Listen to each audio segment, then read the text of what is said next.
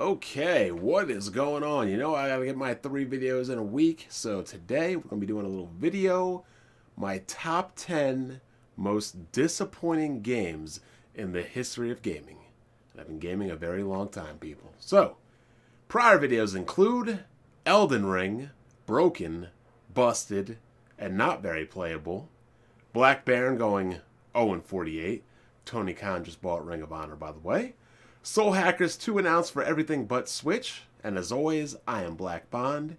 You can check me out here. You can follow me on Twitter over at the BLACKB0ND'S. And you can follow my contemporaries, my co-workers over at the Welcome Mill Podcast, Broken Games HG, Jack Move Johnny, Kid Smooth, and Blandrew, Sundays, 5:45 p.m. Eastern, non-Shokyo time.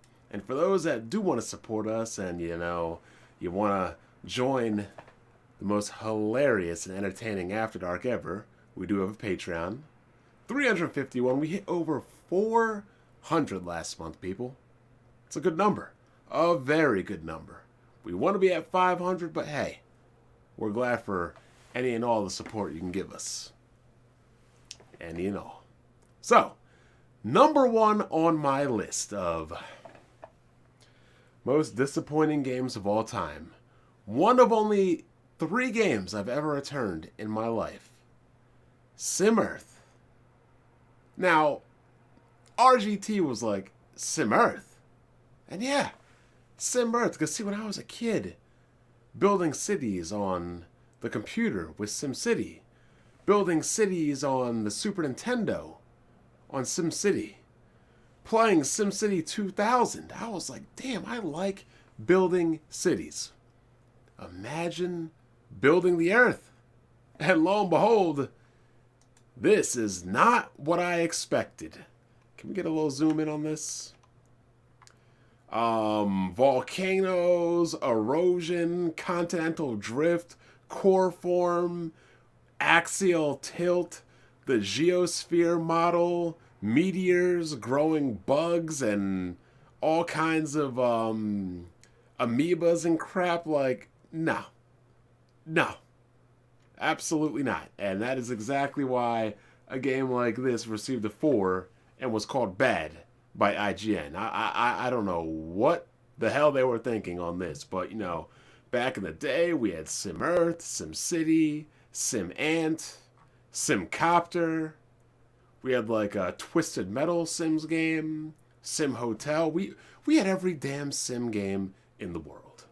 We pretty much did.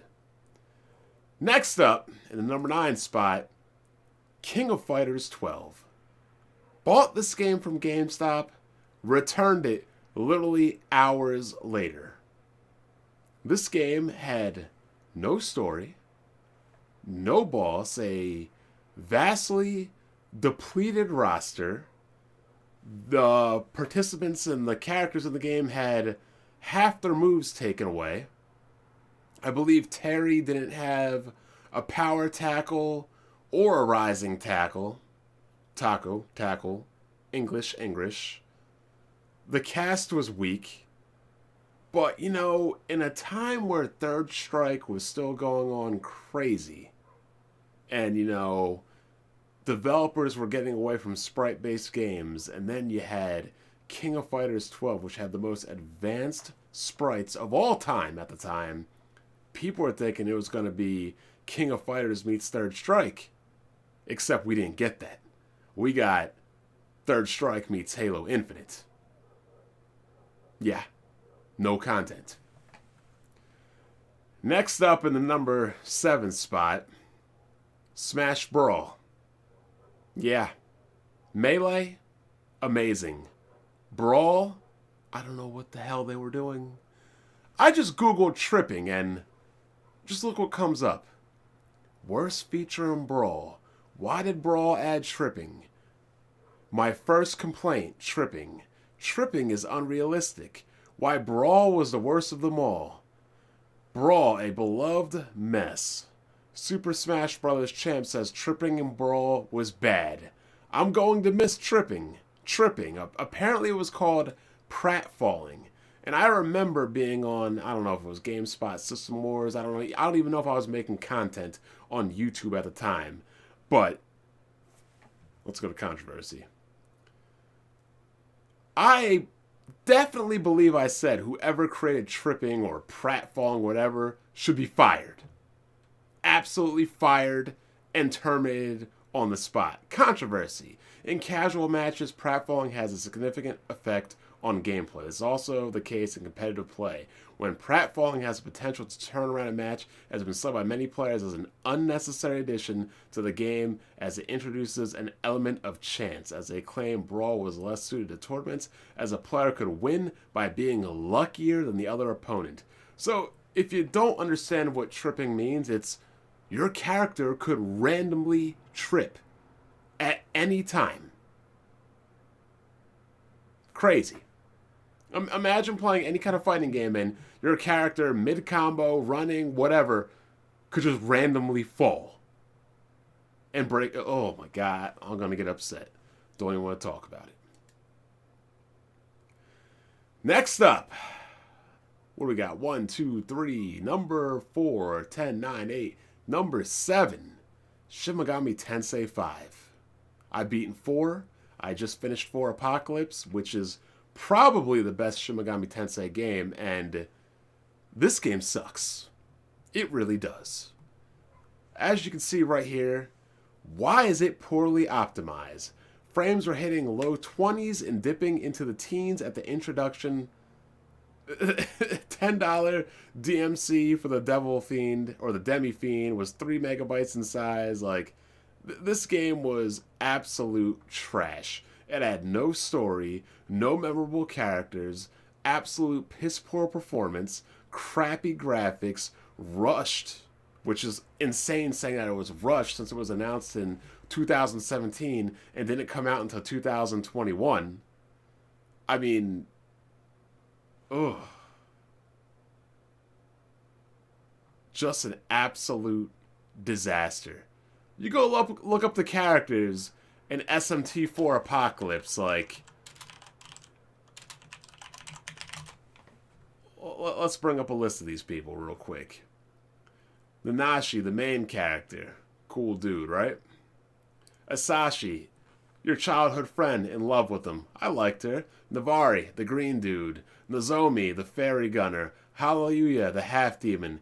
Gaston was an absolute dick to the team. A complete dick to Asashi. But you know what? He warmed up on the party. He changed around and became a better guy.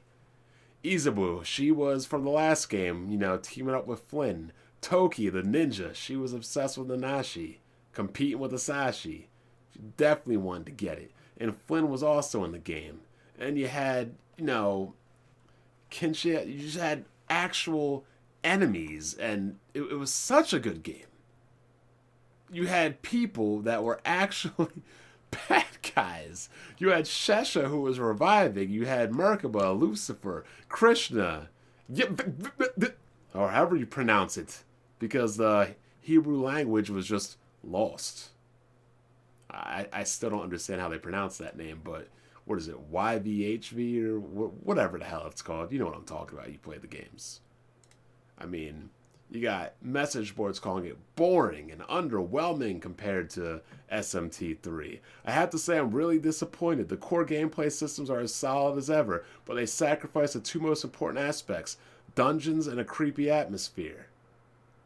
And the music is trash too. Yup, right here. The music is also a big disappointment.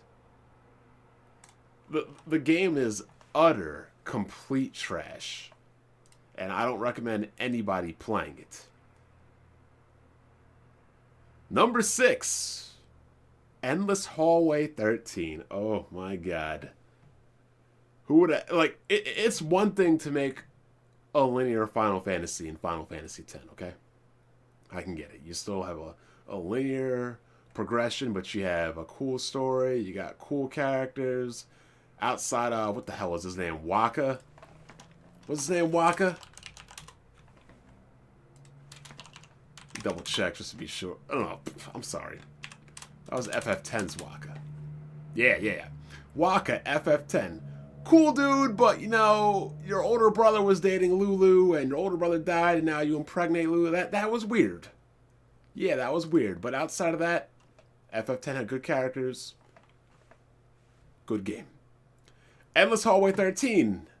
Not a good game. It was literally, like, I definitely coined Endless Hallway with Humpmaster Flex before any of these reviews and people came up. I was calling it Endless Hallway 13. Just walk forward into the endless hallway of Final Fantasy 13. Of characters called Hope and Snow and me not finishing it. Probably the only mainline... You know what? It was the only mainline Final Fantasy I never finished. I never finished any Final Fantasies in the 13. Not 13, not Lightning Returns, not whatever the third. Nope, nope, nope. And I know Lightning is very popular in Japan, but she is not popular with your boy Bond. Why did FF13 get slammed for being a hallway sim? Final Fantasy 13, welcome to the hallway. I couldn't anticipate how taxing a game about running down hallways could be on my psyche. Within seconds of the opening, I started jotting down questions I had about the universe. Like, just a complete disaster. Number 5. This piece of trash right here. Halo 4. 343's first solo effort. We had to fight stupid enemies called the Didac. We had a stupid story. We got dumb guns from Promethean Guns and Weaponry. Like, this game was a complete disaster. But, like, look what I'm fighting here. And look at these guns and look at the stale environment. Like, people like Smooth that said this game is good. I don't know what the hell they were smoking. The multiplayer, they tried to turn it into, like, you know, your standard ADS Call of Duty clone, except for being Halo. Like, this game was trash. Reach was okay. The campaign was amazing and godlike, as you know, you could do 4 people and everything, but this game was absolute trash and the straight beginning of the end. Halo should have ended at 3. 1 prequel and Reach, okay, cool. That's it. Done. Put Master Chief to bed like Nathan Drake and Joel. Next up, we have Killzone, and a lot of you guys may remember Killzone. It's where I met people like Huntmaster Flex. It's where I met people like BG. It's where I met people like Black Baron. Killzone 2, it wasn't good. Or it was good, but it wasn't great. It wasn't as good as Halo 3, clearly, because Halo 3 was a beast of a freaking game. But Killzone 2 was very serviceable. Had great graphics, it was different. I didn't like the way it controls, but, you know, it was a different kind of game. And I liked it. But Killzone 3, oh no. No, no, no, no, no, no. Absolute disaster. Not editing that out, Blandrew. But the campaign was absolute trash. The story was absolute trash. The characters were absolute trash. And the multiplayer was absolute trash. For 2 reasons. The Infiltrator and the Marksman. Now imagine this, right? You have a class, right? In a first-person shooter that can disguise themselves as any member of the opposing team for a limited time. And the only way that you can see through their disguise is for you to put your targeting reticle on them. And they are indefinitely disguised. They are undetectable by engineering turrets. They are undetectable by sentry drones, metadroids, and I believe in the beginning they couldn't even be detected by radar. Huh? So, you just have a bunch of infiltrators rolling around, and you would literally have to look at everybody, friend, foe, whatever, just to be sure that they weren't infiltrators. And in the meantime, guess what's happening? You're not doing what you're supposed to be doing, and you're getting killed. You're getting clowned, because you have a whole freaking team of infiltrators that they're not checking to see who's who, they're shooting you. But no, it gets worse. The Marksman. What's worse than a sniper in a first-person shooter. A sniper whose ability is to cloak. They could cloak for a limited amount of time, and they could only disable the cloaking by firing a weapon or moving around, which would reduce the effect. Cloak Plus, they could stay cloaked indefinitely. And Cloaked Plus Plus, they stay cloaked even while firing. Whose idea was this? And to make it even worse, to make it even crazier, I forgot to tell you that infiltrators have an increased stamina so they can sprint faster. Right? Marksmen have a passive ability called Scramble.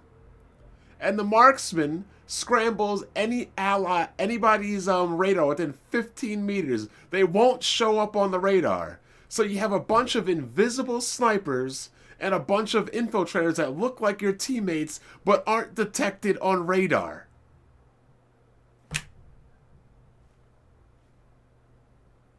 Invisible snipers and team killers that don't show up on... This game was...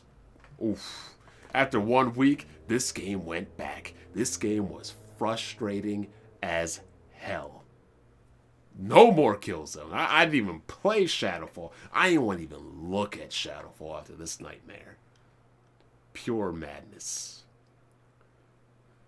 Oh, man. What do we got now? We got number 3 on the list. Halo Infinite.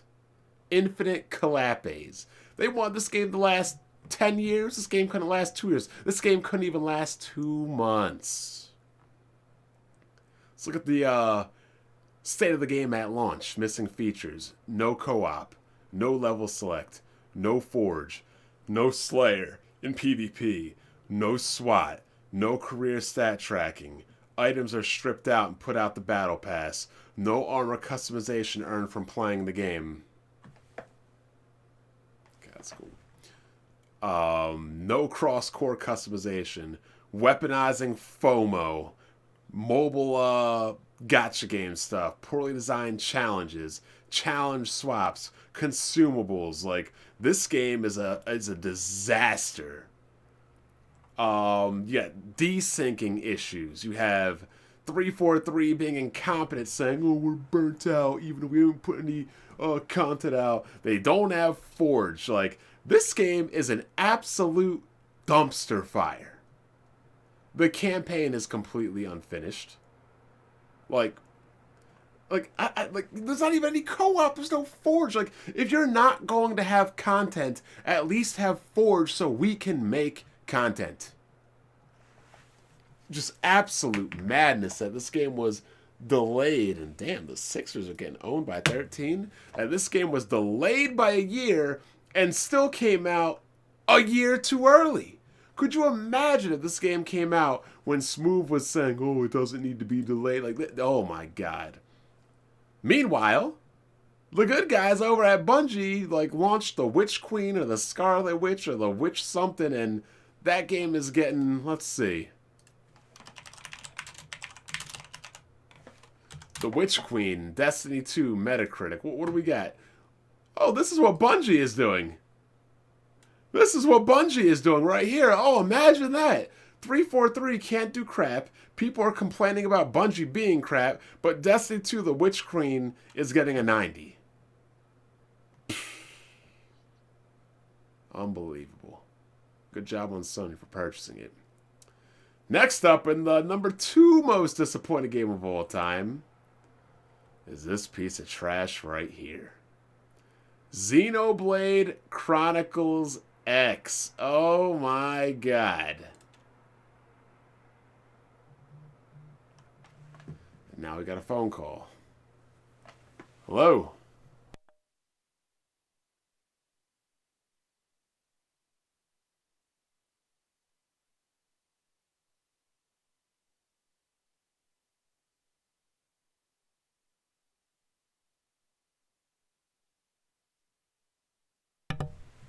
And back to action, like Jason. This game is trash. Combat's good. Story's trash. Environments are trash. Music's okay. Characters are trash. Don't know what the main antagonist is. Like, don't like this game is like cliffhanger ending. People thought the graphics were like super good. Let's go to these videos. Watch my review, by the way, 6 years ago, 10,000. People hyping this game, didn't play it. Got the collector's edition. First impressions never changed after 75 hours. First impressions were underwhelming. Got the special edition. Character models are straight up atrocious. We'll click on that video. Like, ugh. Oh, come on. We don't want these ads or anything, but like, what is this?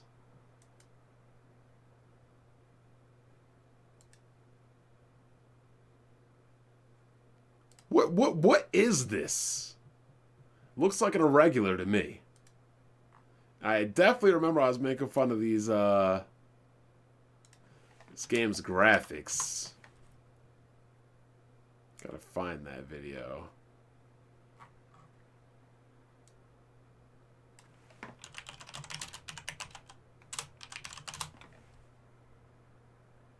Oh, yep, here we go. Here we go. Give y'all a little lesson. A little lesson. Here we go. Would you kindly get this? Would you kindly find that? Would you kindly find that? Would you kindly find? Would you kindly get this? Do I have everybody all complete?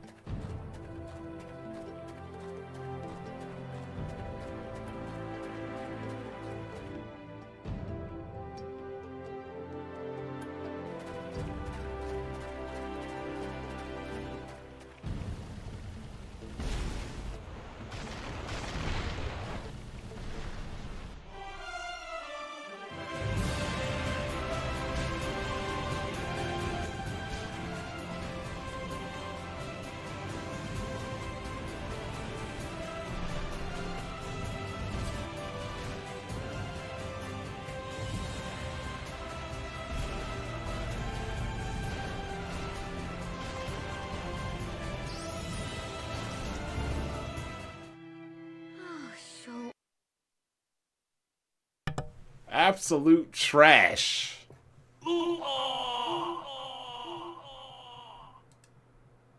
Can't believe people want this game remade for Switch. Hell no. And I paid for the collector's edition. But the number one most disappointing game of all time. Cyberpunk. It couldn't be anything else. I mean, come on. This game, absolute trash. BG called it. Still haven't played it. Still isn't fixed. Like, bruh. They made my favorite game in the last decade. And keep in mind, I was excited. Let's go to this list. I was excited for SimEarth because I liked SimCity. I was excited for King of Fighters 12 because King of Fighters 11 was amazing. I was excited for Brawl because Melee was amazing. I was excited for SMT V because SMT 4 was amazing. I was excited for Final Fantasy 13 because Final Fantasy 12 was different and amazing. I wasn't excited for Halo 4 because it was 343. I was excited for Killzone 3 because of Killzone 2. I was excited for Halo Infinite because it was supposed to be a return to form. I was excited for Xenoblade Chronicles X because Xenoblade Chronicles is one of the best games and best JRPGs ever made. So imagine that the hype I had for Cyberpunk 2077 when The Witcher 3 was my absolute best and favorite game in the last 10 years. And then it's one thing for every other one of these games on the list to say that they weren't bad games, but they were highly disappointing. And I mean, they weren't terrible games, but they could be bad to average, but they're highly disappointing. But Cyberpunk and Final Fantasy 13 are the only games on that list I have not completed. Cyberpunk, the most disappointing game in my 33-year history of gaming. I'm Black Bond. I'll catch you guys next time. Take it easy.